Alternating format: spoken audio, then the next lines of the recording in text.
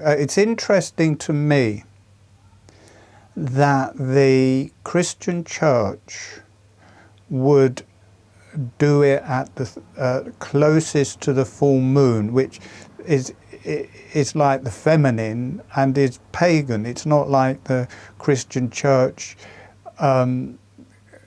goes by cycles of the moon, but at Easter it does. So that I only found that out fairly recently, really, and that kind of, I thought, wow, that's incredible that they go by the cycles of the moon at Easter. It's just that I don't know if it's past lives. I'm just feeling all sorts of ritual magic to do with, not bad magic, but just rituals to do, kind of hidden, you know, occult type rituals around Easter at the minute, and to do with blood, to be honest. And now that doesn't mean killing someone. It may be that, you know, where they, because you know, there is a whole thing about Jesus kind of did give off a lot of blood at this time of year. So it was interesting, this blood, and seeing this or feeling this whole thing of birth, and that it was strange to me that within the Christian church they would have it the closest Sunday to the full moon. Or I don't know if it's the closest or the one after or the whatever, but it's related to the full moon. Because whatever this ancient rite was, and maybe that's why it's been kept more secret, is because I think it's around menstruation. And that again is, you know, the dying of the old and starting afresh. And the blood of menstruation. So that is much more likely to be a female ceremony and kept behind closed doors.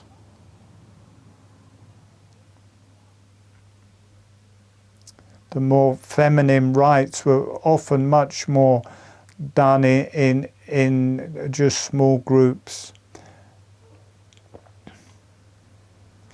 And we are working with that, with the fire energy, because it is the ovaries and uterus, and it is the testes and prostate. And the prostate has a quality of blood to it, or this bright fiery energy, and the uterus obviously has that as well.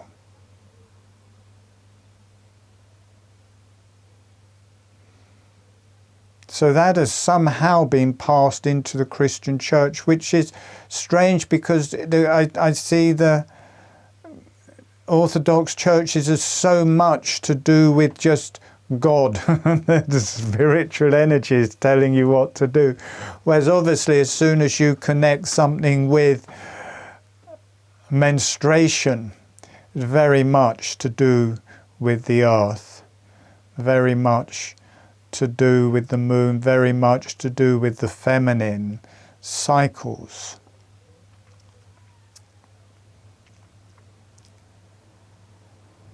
So there is the male in there, and maybe Christ as the Christ energy, and Mary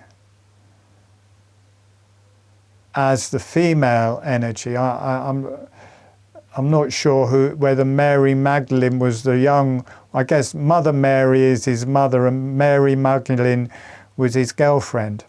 But I guess both of those as the female, well, more Mary Magdalene as the female energy, and the chalice or whatever it is the her Holy Grail, the Holy Grail, as the baby, or her going away pregnant and taking the bloodline of Christ with her. And it was interesting, we were talking about the Cathars or whatever they're called, because apparently she escaped to the south of France. And again, that would have been held in secret. So I guess any church that was based around Mary Magdalene and the Holy Grail, they would celebrate the cycles of the moon, and especially the cycle after or around Jesus' crucifixion, because that is when she would be leaving with the Holy Grail. But in my mind, as being pregnant and to do with her uterus. So I think there is the female there as Mary and the cycles of the moon and the Holy Grail. And there is the male there as the Christ energy and Jesus.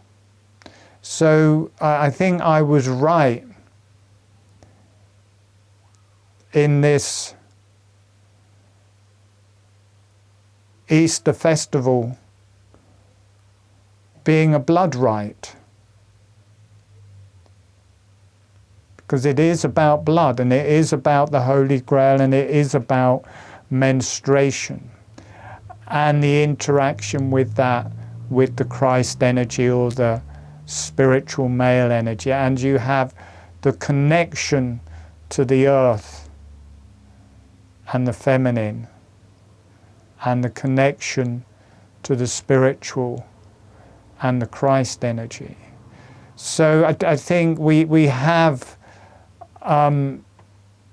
chanced upon maybe what has been celebrated in many closed schools, and going back a long way for it to be in the Christian calendar around the motion of the moon. So really going back into the depths of history.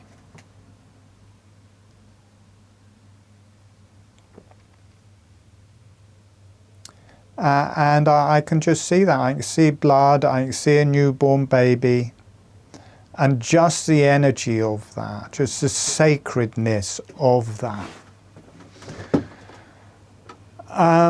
So that is there as a spiritual pagan earth ceremony and energy for healing ourselves and fertility and creation.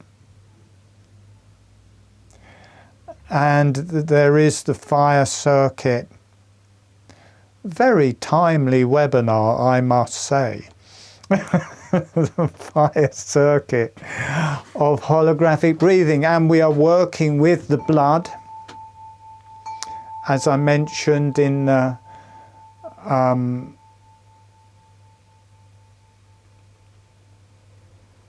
newsletter. We're working with the breasts, we're working with the ovaries and testes, and we're working with the blood and the blood in the brain.